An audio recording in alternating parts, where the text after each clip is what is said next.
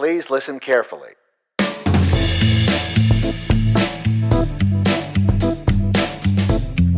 Welcome back to the Extra Buttery Podcast. This week on the show, we won't be having the special guest that we promised in the last episode, but she will be coming up in episode 7 in a couple weeks' time. But we will be getting into a whole bunch of different news items and a larger discussion about the brand new Netflix show, Iron Fist.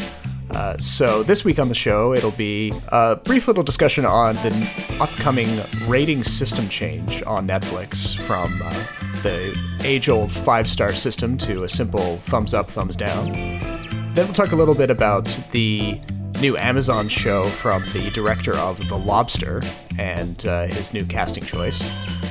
After that, we'll get into the future of the Terminator franchise and a few little bits about Tom Cruise and the crazy new stunt that he's apparently planning for Mission Impossible 6. Then we'll talk a little bit about Power Rangers, which is hitting theaters just as this episode launches. And we'll let Jason talk a little bit about what he's keeping his eye on for that big release, what it might mean for the larger series and the films that might come later on. So, coming to you from Toronto, my name is Robert Snow, and I'm joined by my co-host, Jason Chen. Hey, Jason, how's it going? Good, how are you?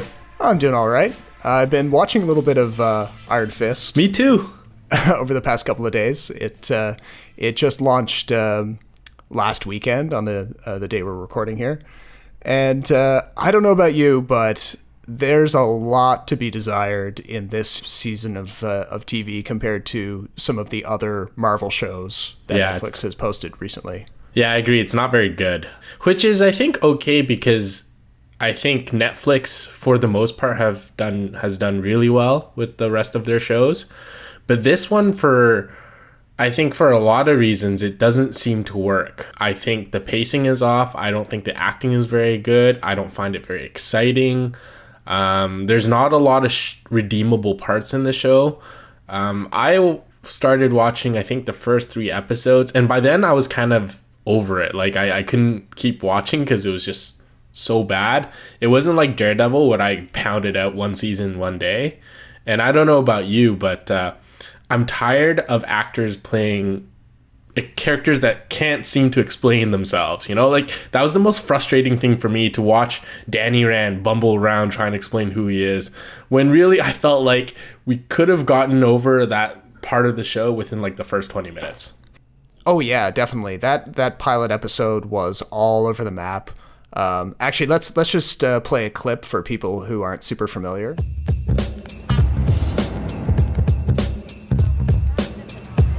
Hi, I'm Danny Rand. I've been away a long time. Let's go. You don't belong here. I'm Danny Rand. Guys, I just want to talk. Hey! Welcome to Rand Enterprises.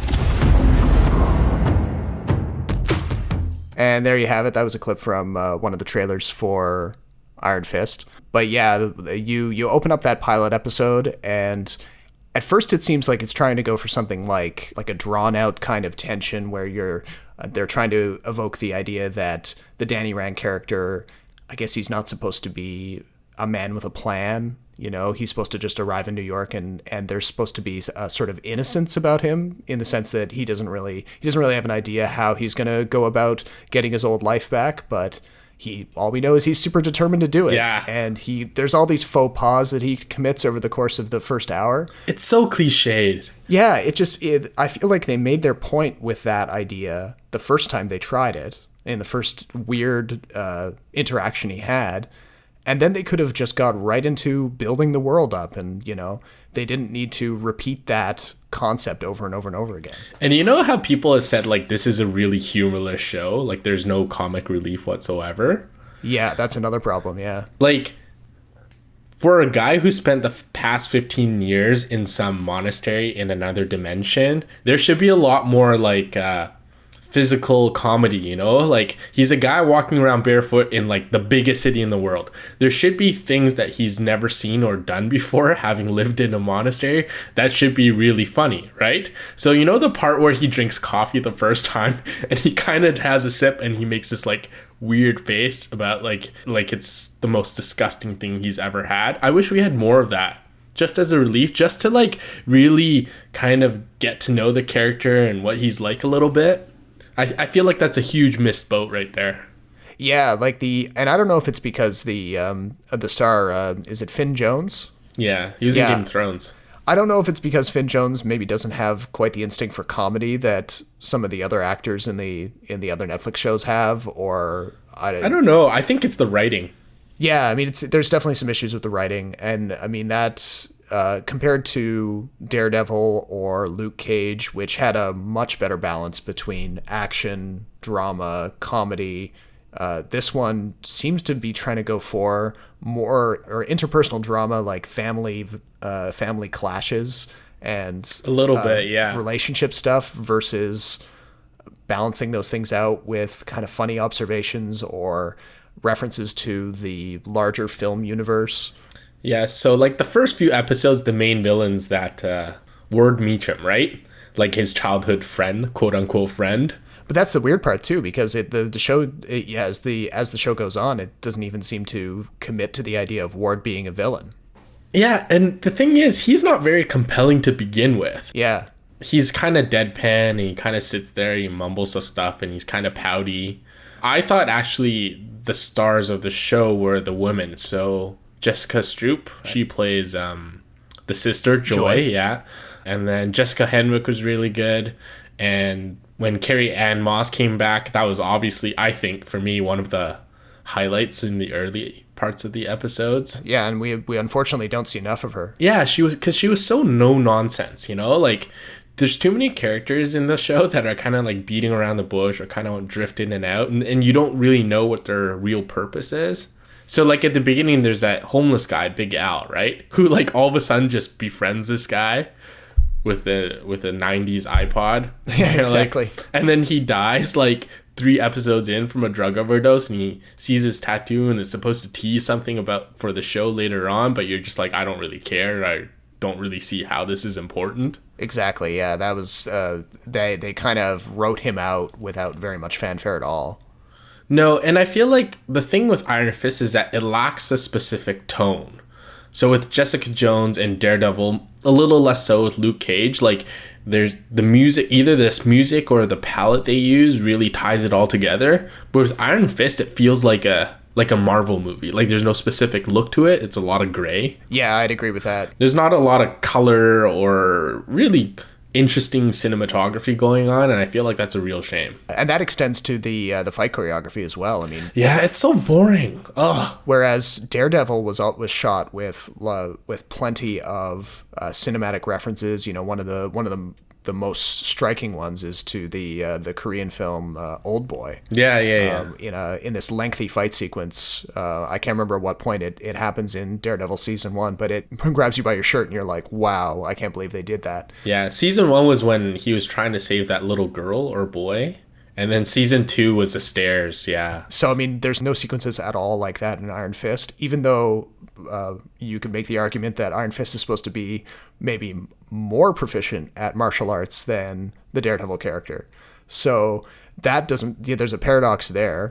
And for something that's inspired by like Kung Fu and Bruce Lee and stuff, the fighting is very, very un-Bruce Lee-like. You know what I mean? Like, it's slow, it's choreographed. You don't really feel the quickness or the power in any of his moves. You don't even feel that Danny Rand is particularly proficient at martial arts. He's often getting his ass kicked in more times than not. Yeah, and when he's like spouting off about Zen and Buddhism and all his stupid crazy stuff, like I just really couldn't give a fuck, you know? Yeah, it smacks of that kind of cultural appropriation stuff that the show was getting criticized for initially, and a little bit before the show came out, the cultural appropriation criticisms didn't hold much weight because we hadn't seen the show yet. The criticisms actually do make a little bit more sense now, because here's this character who is white who goes and takes on all this knowledge, Yeah, it's the White Saviour problem. Yeah, it's a White Saviour problem, but he's not even that good at it. Like, he's not... You're not impressed by it. Or it's highlighted even more. I think it's episode 8, where he has a fight with an actor.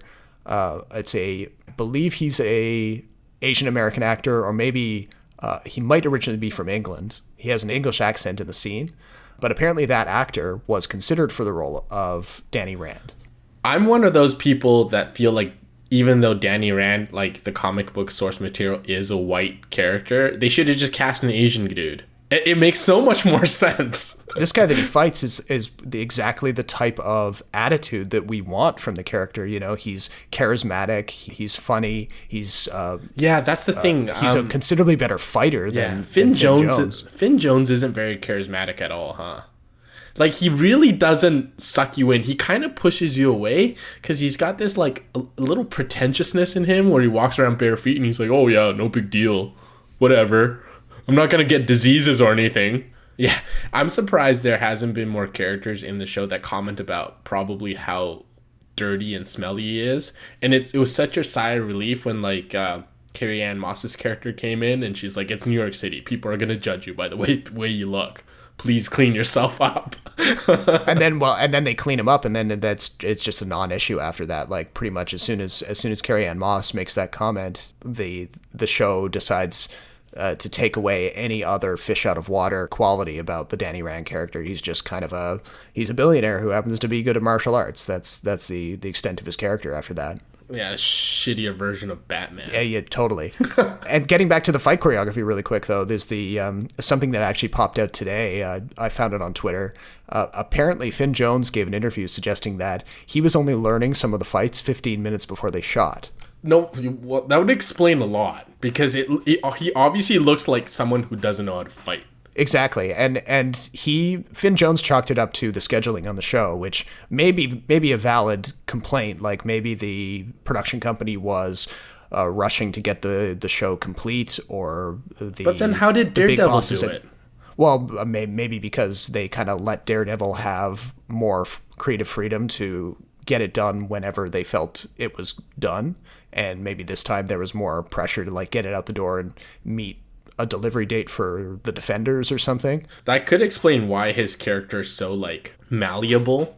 Like, his goals and convictions kind of change depending on the scene, and there's not a real, like, stiffness to him, like a drive towards a certain goal for him. Exactly, and he spends the middle block of episodes basically whining about how everyone's criticizing him for not having a plan, and that gets really tiresome. Or the fact that he kind of confuses childhood friend with family. That part just kind of, like, it didn't connect with me, because just like, how do you make this leap? Like, how do you not realize that people change over 15 years, or that people can change? And the show brushes that conflict under the rug pretty much. Like, by episode 5 or 6, they've come up with a really convenient explanation for how they can push past that and change the dynamic of the show all over again. And it's that I really think it's the changing dynamics between the characters, a lack of conviction about what the characters are. Yeah, that's the biggest letdown for the show, because I think they could push past some mediocre fight sequences or something if you actually, understood what the character stood for and what the overall dynamic between them is. And like Jessica Jones and Luke Cage, I don't see a reason for each season to be 13 episodes. It should just be as long as you need it to tell a story. Like, there's no need to stretch it out. That Finn Jones thing about having a lack of time to prepare, at least that sounds like a more valid criticism than saying, like, we live in the day of Trump and this TV series came out at the wrong time. And it's just like, dude, come on, stop. Like, sure, maybe you feel strongly about a lot of things he says, but your show isn't bad because of him. It's bad because it's objectively bad. There are poor things that were done about it. I haven't read the entire summary of his interview in that case, but it smacked of kind of like the Alex Proyas comments after Gods of Egypt. He's terrible out. Too. I think Finn Jones is joining a tradition of creative people who can't take criticism and who latch on to really weak arguments to defend their work. I mean, regardless of what you think about Trump, but using him as an excuse is low hanging fruit. Oh, like yeah. you're not reaching very far for this kind of stuff anymore. But out of 5 stars, what would you rate it though? Right now, I mean, I'm 10 episodes in. I feel like I'm a 2.5 or a 3. Yeah, I'm about a 3. I mean, I think there are enough parts in it that I like. Yeah, I don't actively hate it. I think the fact that it's like 17% on Rotten Tomatoes or whatever is ridiculous. I don't think it's that bad, but it certainly is not, based on what Jessica Jones and Daredevil and Luke Cage are, a good show. Yeah, exactly. But when it stands in comparison with those, it's just doesn't hold up at all. It's the weakest part of the overall universe. It watches very much like a cable show, like a Gotham or Agents of Shield. Like even the violence isn't there, you know. Like I was expecting like bloody broken bones and like people getting smashed in with his iron fist, but people just kind of fly through the air and crash into cardboard boxes, and that's kind of the extent. And well, I mean, how we would rate Iron Fist is actually a good way to transition here, because Netflix came out a couple of days ago and said that they're going to be completely changing over the way we actually rate the stuff we watch on their service. As a consumer, this is like stupid idea. I hate it. Yeah, and for the people who haven't seen any of the headlines yet, essentially what Netflix is doing is they're getting rid of the age-old 5-star ranking system, and they're replacing it with a thumbs up, thumbs down, very binary kind of system. And they claim that everything that they have always been collecting in the background, like how much of a show or a movie you watch or other metrics like that, they'll still bring those to bear in their recommendations for you as a user. But it's still, I don't know, I think for hardcore Netflix users, people who've been using the service for a while, it does feel like Netflix is stripping away some of your variety, because you're not sure whether their new recommendations engine is actually going to be able to help you discover new stuff. I think there's two layers to this. First, I think it streamlines people's the recommendations that Netflix gives you, because I think YouTube used to do the same. They used to have a 5-star system and they changed it to a thumbs up, thumbs down. But I also think it's because it might be something to do with the way data is collected or analyzed for Netflix, where they might not want people to know, or they're changing the way they collect data, and this is somehow in their minds a better way to do it. I kind of disagree, because I've grown to really like the Netflix system, because if the difference between a 3-star and a 4-star, the way they describe it is liked it versus really liked it, and then a 5 stars loved it. And I've grown so accustomed to using that scale that I've kind of applied it to other places, and I just hate having it changed up on me. There's been a few articles written about this in the since the announcement came out. You know, people talking about how Siskel and Ebert, for example, really were the ones to bring this whole liked it or didn't like it dynamic to film criticism, and now it's finally kind of percolated down to Netflix. If you ever read anything by Roger Ebert on his blog, for example, in the years before he died, he would talk about how, you know, he was never happy with the thumbs up, thumbs down. It was something they sort of invented for TV to simplify things and make the show flow better.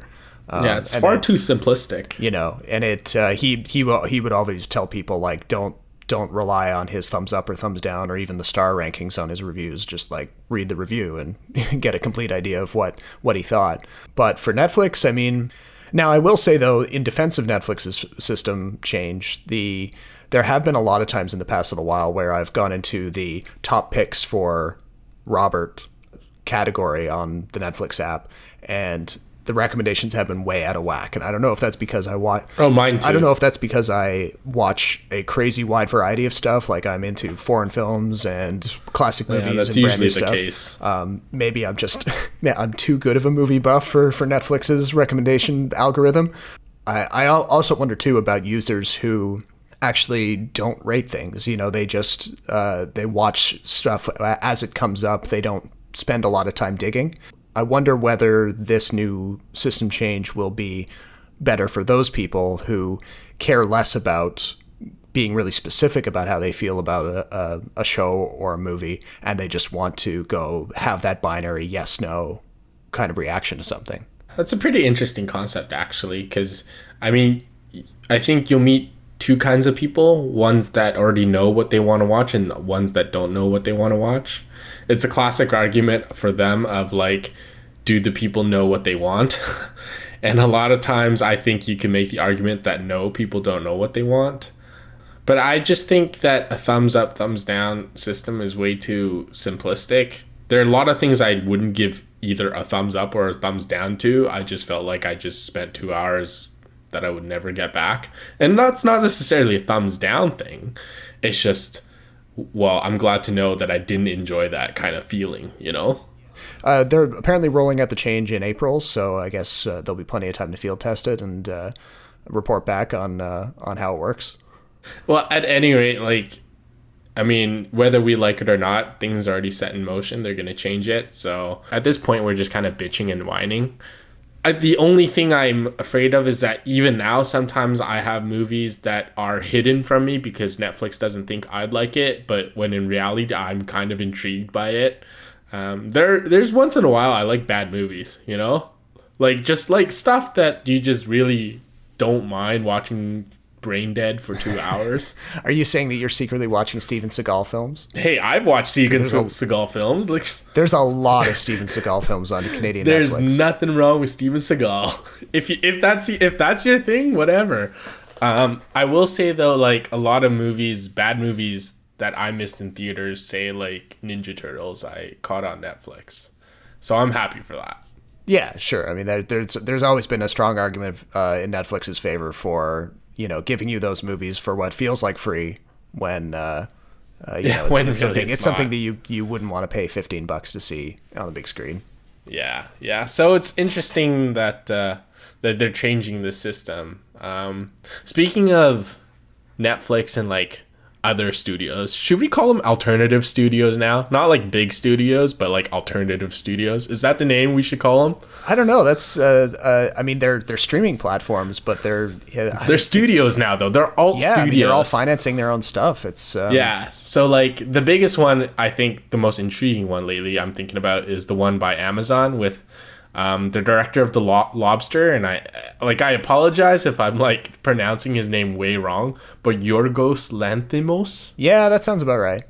Okay, so he just cast Colin Farrell in his new Amazon TV show, and anytime these two are together, I feel like I'm like super excited because I think Colin Farrell's like one of the most underrated actors ever. And especially since he's sort of, I don't know if he made the conscious decision or whether it's just sort of happened to him, but he's realized that he's way better as a character actor than as a leading man kind of guy. His days as a leading man, like he had too many misses, right? He had SWAT, Total Recall. Well, maybe Total Recall was later, but like he had a lot of, Phone Booth was good, I thought. The Recruit with Al Pacino.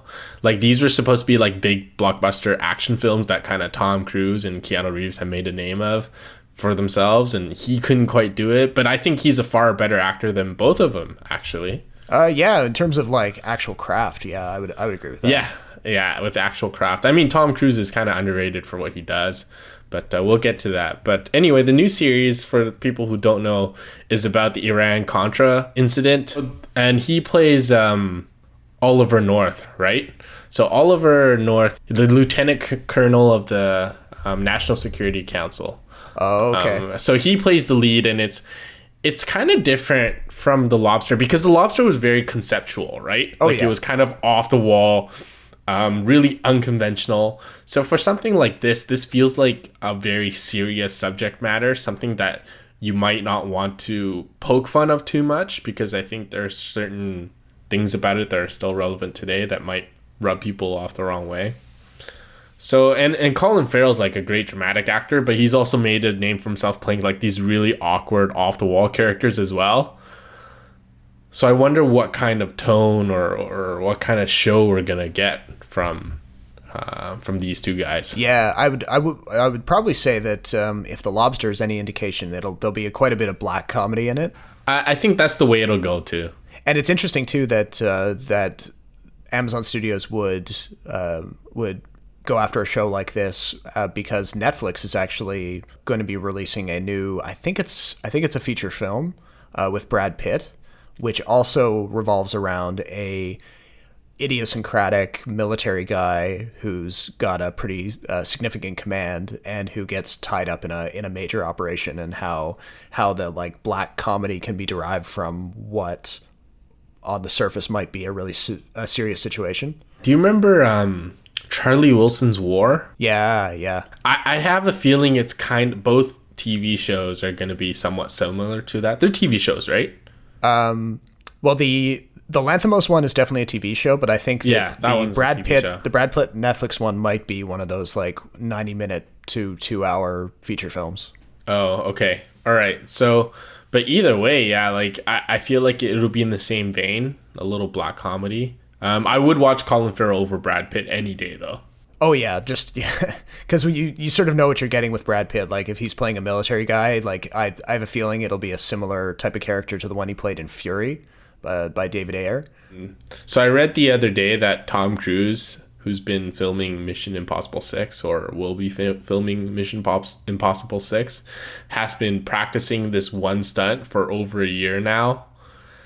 And considering the things he does and the stuff that he puts himself through, a person in my opinion, is the last action movie star of Hollywood. I really wonder what he has in store for us. I just hope it has nothing to do with planes, because I feel like that's overdone. If they did something plane related for MI6, it would end up feeling a little bit too much like MI5, because the big A380 stunt that opens that movie was what everyone was talking about when that movie came out. It's got to have to do something with like speed, because he loves his bikes and exactly chases.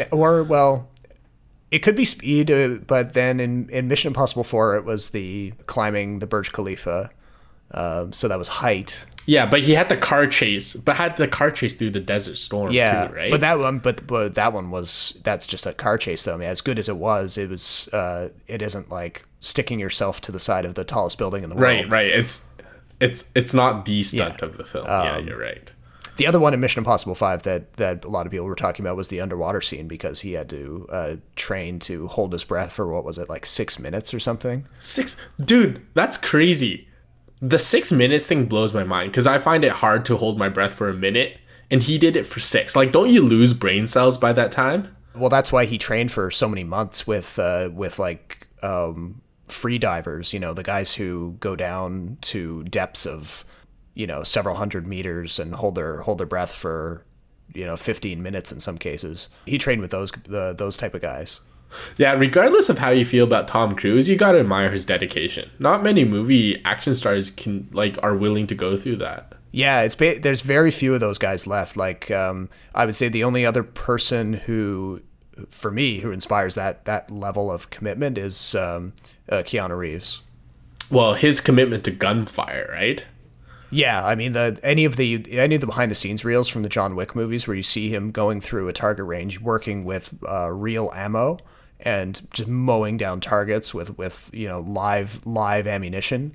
That stuff blows your mind. Like, I think he's definitely like a gun expert.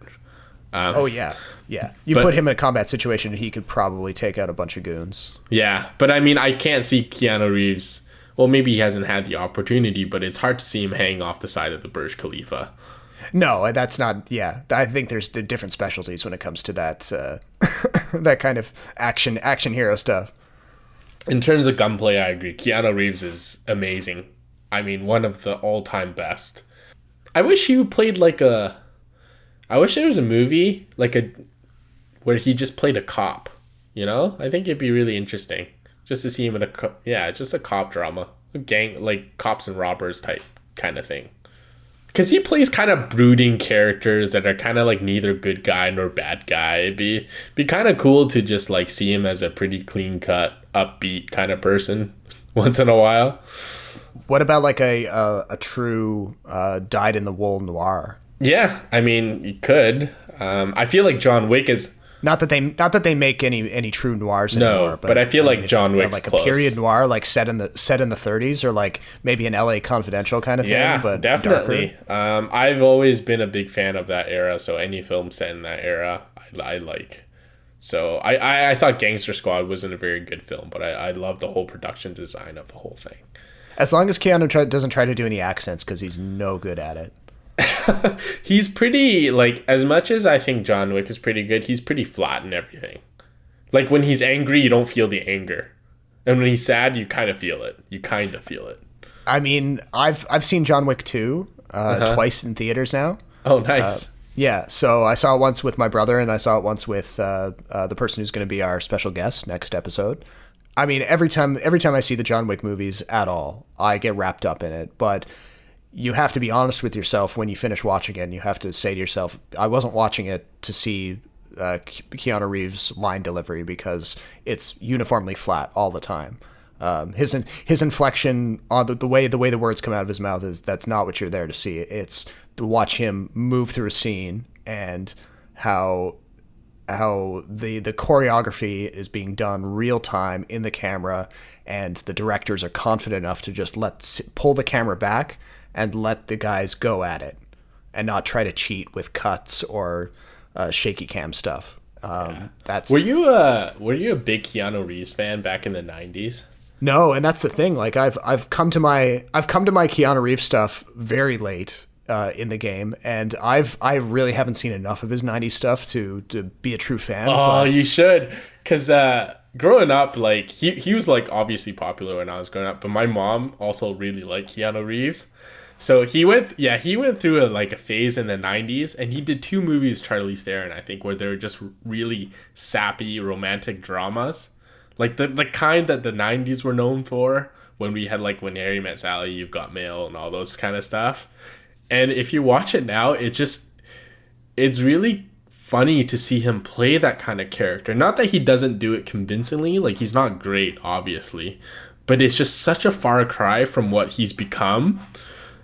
It's kind of like Colin Farrell and Brad Pitt in that sense, where they were like leading romantic men, and then they've moved so far away from that. So anytime they play that character, it feels so weird. I always find that it's like super interesting. I even just thinking about like Keanu's often ridiculed performance in Francis Ford Coppola's Dracula. Where again he falls Keanu falls prey to another terrible accent, and he has to play a character who is pretty much the exact opposite to the types of characters that he plays now. You know, like a weakling. Yeah, and even before that, he was in Bill and Ted, right? Where he plays like a stoner meathead. He's actually shown quite a bit of range throughout his career, but I'm glad he's kind of settled into this brooding one-man army kind of stage, where I think this is his niche, really. Talking about actors who go through changes in their career, especially later on, there is the news that just developed, I think yesterday or the day before. Arnold Schwarzenegger is almost definitely confirmed to have hung up his endoskeleton. He's no longer going to be playing the Terminator finally. Even though, weirdly enough, he was still the best part of Terminator Genesis. I can't believe you watched that. I can't believe I watched it either. I still think back on that movie and grit my teeth because of how committed it is to stomping it's so like it wants to stomp all over T2 in the worst possible ways. Like, what do you mean stomp over? Well, it's trying to fix problems in T3 and Terminator Salvation, but it also actually in the script it actively ridicules stuff that we love from T2. There's lines of dialogue where like, that's not how things work anymore. This is the new way things work. And T2 was awesome, man. It's timeless. Yeah, so like I don't know why this film felt the need to try to twist around and like confuse people with different ideas about time travel and erasing things that happened in T2 in an effort to reboot the franchise. I mean, why can't they why couldn't they have a clean reboot? Even a clean reboot it with Arnold Schwarzenegger. I don't care. Terminator ended up having the problem where it kind of wrote itself into a corner because it broke all the rules of time travel. Let's kind of like backtrack for a sec, because T2 in my mind is still one of the best action films of all time. Yeah. Like even now, even though you know the CGI, especially of who's the guy who played the bad guy? Robert Patrick. So the part where he becomes all liquid metal and stuff, yeah, it looks super fake, but thematically, the whole film still works really well. Like it's exciting, it's brutal, it's dramatic. And then T3 came along and it was crap. What did you think of T3? I didn't like it at all. I don't think I've even ever seen T3 really? all the way through.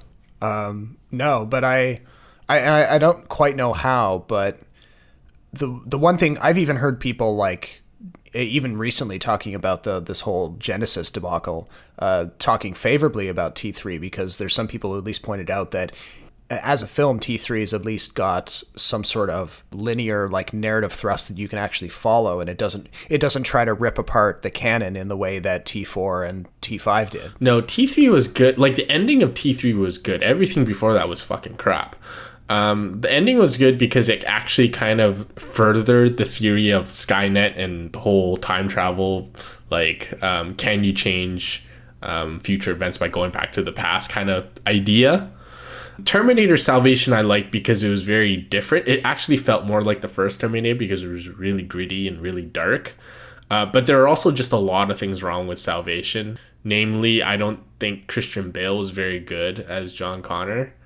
And that was like the Sam Worthington coming out party, right? Like he was the only redeeming part of that movie. And it looked like they just caught lightning in a bottle in that one time too, because everything else wasn't very good. And Genesis as a film came along, and it was trying to address all those issues that you were pointing out, and it made lots of money overseas, but it didn't break the magic $100 million barrier in the domestic box office. So I think that signaled to Skydance and some of the other and to the studio that it just didn't make any sense to try a T6 using the cast that they introduced in Genesis.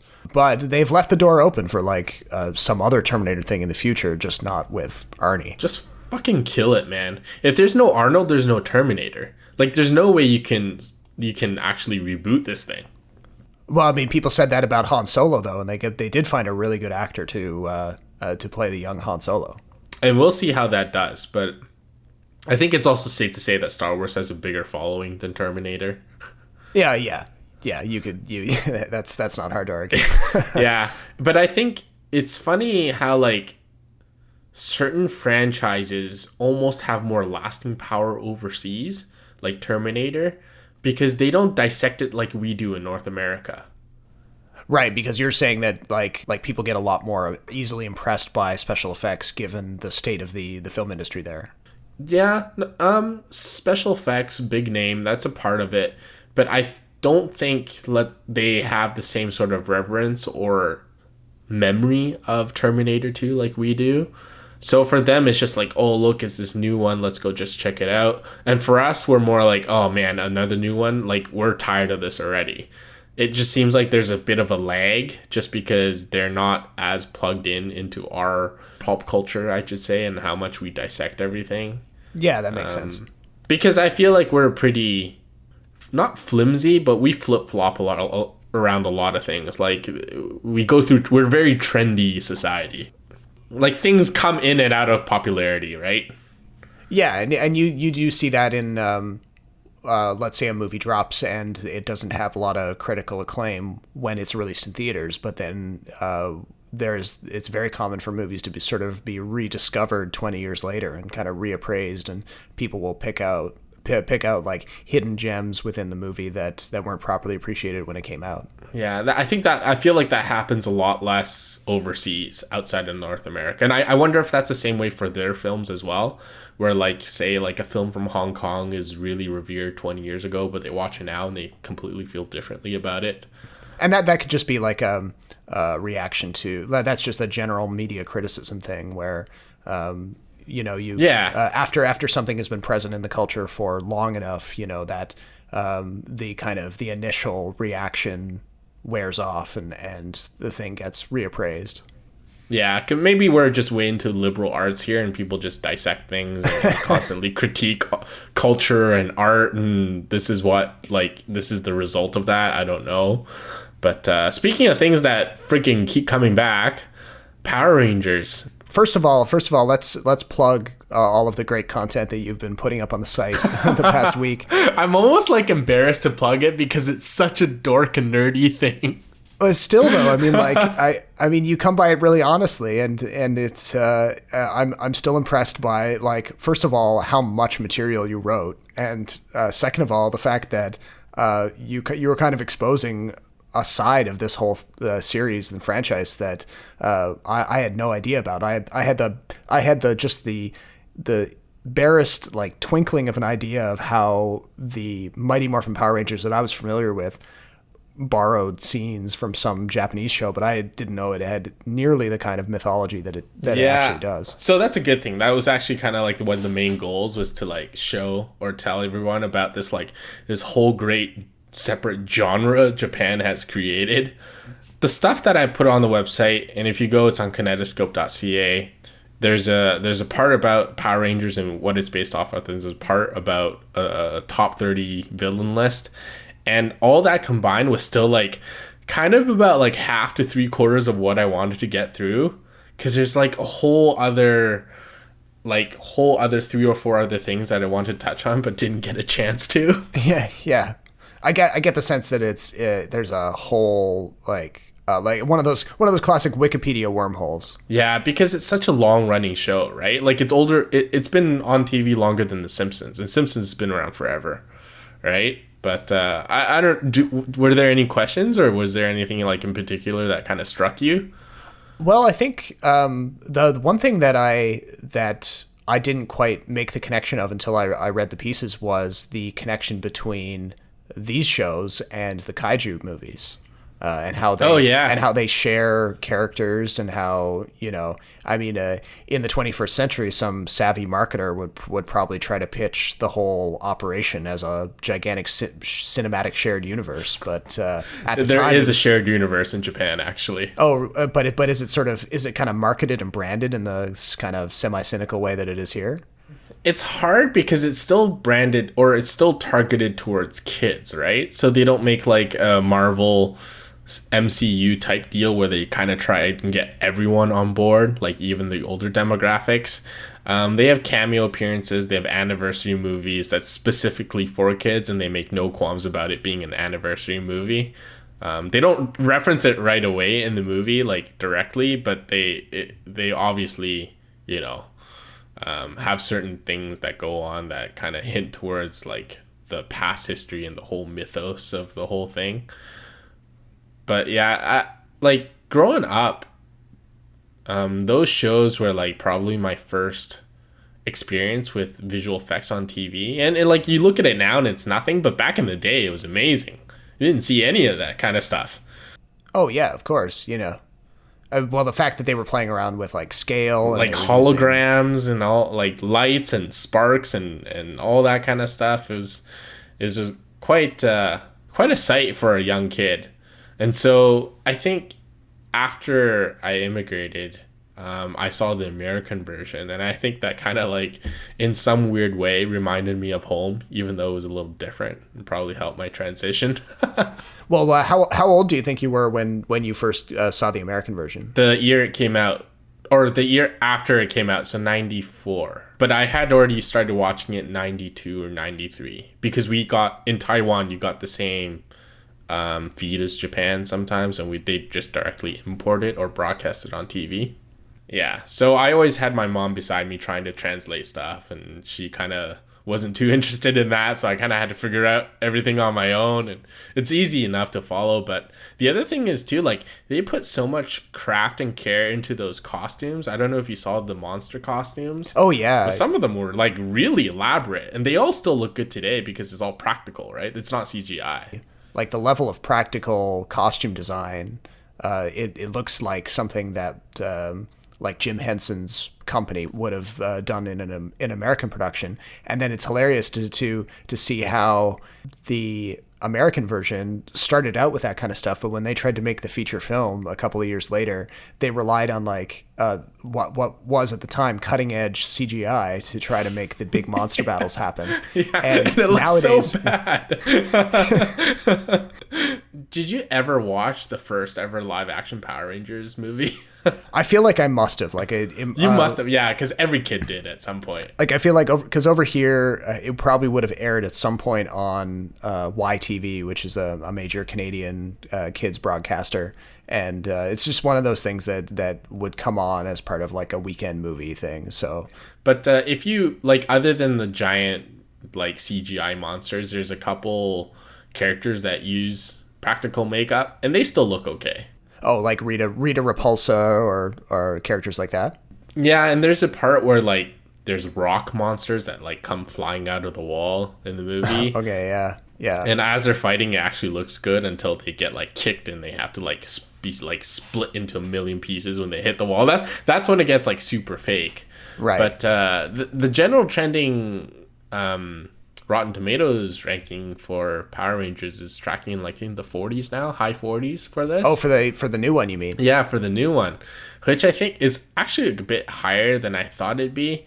But what's more surprising to me is that a lot of reviews, even the negative ones, have said like, you know what, like there's some redeeming qualities to this film, but it's clear like there are certain things that hold it back from being a positive film or a positively reviewed film. Let's just have a listen to a clip from the trailer really quick, just to give people a taste of what this new version is like. Do you feel weird? We're strong. Insanely strong. The answer to what is happening to you is here. You five are the Power Rangers. The embargo lifted on it a couple of days ago, so I read a few of the reviews the day the embargo lifted, and it sounded like most people were most impressed with the big battle at the end. You know, they thought that was reasonably well executed, but that the film could really the film kind of let people down in terms of the human characters, you know, before they actually get their powers. So pretty standard. Yeah, it's pretty standard for a superhero. Well, what now we refer to as a superhero movie, we probably wouldn't have called it back when Power Rangers first landed in America. No. But have you been keeping up to date on any of the stuff to do with the LGBT character who's featured in it? Yeah, so I was talking to a friend the other day, and she was saying she called this gay baiting. Yeah, that's one way to look at it. And I feel like that. No, I feel like this is the perfect way to describe things. So, for those who don't know, it's heavily implied in Power Rangers that the Yellow Ranger is a lesbian. Or bisexual or something. Or bisexual, yeah. So she's not heterosexual, right? Anyway, and then there right before that, Beauty and the Beast had that little controversy because LeFou was gay because he apparently made eye contact with another male character in that movie. Have you heard about that too? I heard about it. I didn't know which scene they were referring to, but yeah, apparently a lot of the controversy was stemming around whether or not those scenes would be trimmed out of the international versions for certain countries like Malaysia that have a more socially conservative attitude. And if you think about it, it's like the dumbest non-issue ever. Like, I hate it when movies pander to the audience and include things that they think the audience would like or make things more acceptable because they want a piece of a bigger demographic. So remember when Star Trek Beyond, John chose Sulu, they made gay? I mean, obviously, sure, fine, make the character gay. Who cares, right? But at that point, I think the main controversy was that because George Takei is gay, it doesn't mean Sulu is gay as well. And they did that I don't even know the logical reason behind it, but some people have called it gay baiting, and it's to somehow make the film somehow more attractive for gays because the characters that are portrayed aren't traditionally heterosexual like most Hollywood films are.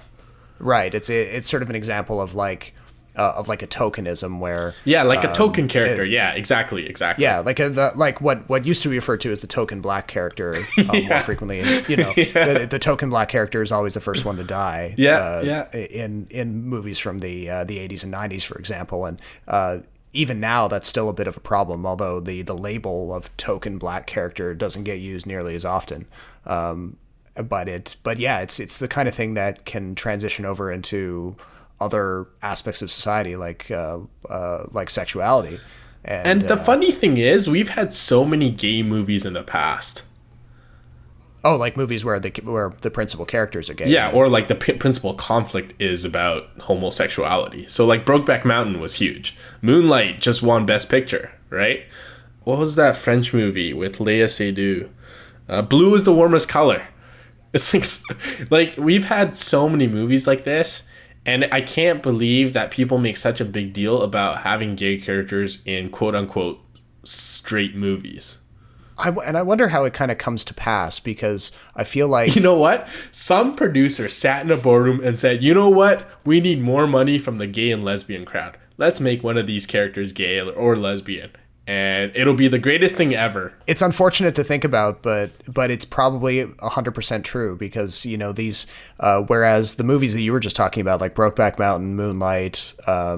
or Blue is the Warmest Color, those are movies that are made by writer-directors as like indie films. Granted, they're indie films that build up a big following and eventually get talked about by people because they're nominated for the major awards. But you look to major studio tentpole releases, and those movies are still struggling with diversity on multiple spectrums. So... It still comes down to those kind of conversations that happen in studio boardrooms, where they've come up with like the 10th version of a script. They've hired some new nameless writer to do a little bit of their own, like, you know, clean it up a little bit, and they'll insert these characters. And because they're being inserted at later stages in production to satisfy, you know, to tick off a bunch of boxes or to help market the film to different demographics, it always feels tacked on and never feels organic to the movie. And let's not let the media escape with this, because every time there's a gay character or a non-traditional character, it's somehow news. And it really shouldn't be. Like, I wish we would move past that point. Like the trend, for example, when Beauty and the Beast hit theaters last week, it was all about how LeFou is the first gay character in a Disney film, and like, I mean, like, it's not incorrect, but it also still kind of propagates that tokenism, you know? Yeah, it's also like, who the fuck cares? Like, it's not central to the story, you know? It's adding labels where there don't need to be. And I feel like if that's what you're concentrating on in the film, you're not concentrating on the right things. It's one of those weird feedback loops that happens, you know, in all sorts of different industries, but it's, yeah. Actually, I just thought of this too, but speaking of how structured a lot of Hollywood films are, did you hear about recently that James Mangold was not very happy with the third act of Logan, about how the studios wanted something, he and the studios kind of clashed over what they wanted to do in the third act? Oh, did they want like a happier ending that had a more traditional superhero kind of conclusion? No. So apparently, like, the big final fight between, spoiler alert, X-24 versus Wolverine, that was kind of a studio thing where they really wanted like a final big fight to cap it all off, and I don't think James Mangold was really interested in that. Oh, okay. What was his idea for it? I actually don't know. I just heard about this recently, but I mean, if you think back on James Mangold films, so I'm thinking 3:10 to Yuma because that's the Western he did. Like, that had a final shootout for sure, but it didn't have like a huge one-on-one battle at the end, right? And in fact, in sort of letting Russell Crowe's gunslinger character get away, it had a much more bittersweet kind of ending. I did hear that I think in the original ending, Wolverine, spoiler alert, doesn't die at the end of Logan, but they made the decision that Logan should die because, well, you know, it'd be, I think, more profound if a character who people thought was, you know, never gonna die actually ends up dying. But anyway, so sorry for the huge spoiler. Well, but but it's definitely, it's a good example of that larger issue that studio made movies always struggle with. You know, like, what's the intersection between the art and the entertainment, the money and the culture. That's always an issue with those big tentpole films, because they cost so much to make, and the studio as a business has to recoup that money and also make a profit. So it's very rare for a movie to perfectly navigate that weird dynamic and make it out in one piece. Are you gonna go see Power Rangers? Probably not. I'm gonna. I thought you were gonna so ready to go and bash it. I feel like if I went to see it, I wouldn't.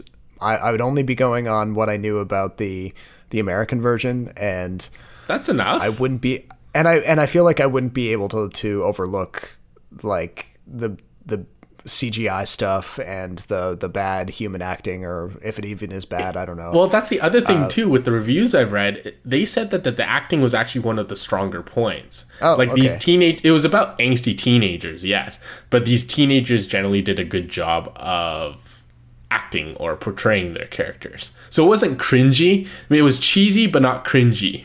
Okay. Well, I'll say this then.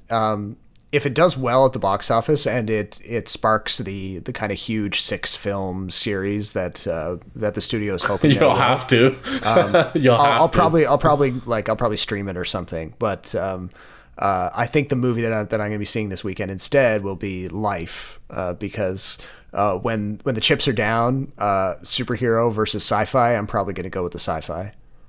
But Power Rangers, I think, is tracking to have like a 30 million weekend, which is not great, to be honest. So I'm hoping maybe some word of mouth will generate some more buzz and money for this movie. Because I heard that the after credit scene in Power Rangers is quite awesome, and that it kind of teases a sequel. So I'm kind of hoping to at least see a trilogy out of it, if anything, just to fulfill my 12-year-old child inside me. I will say this though, the actor who's playing the Blue Ranger, R.J. Styler.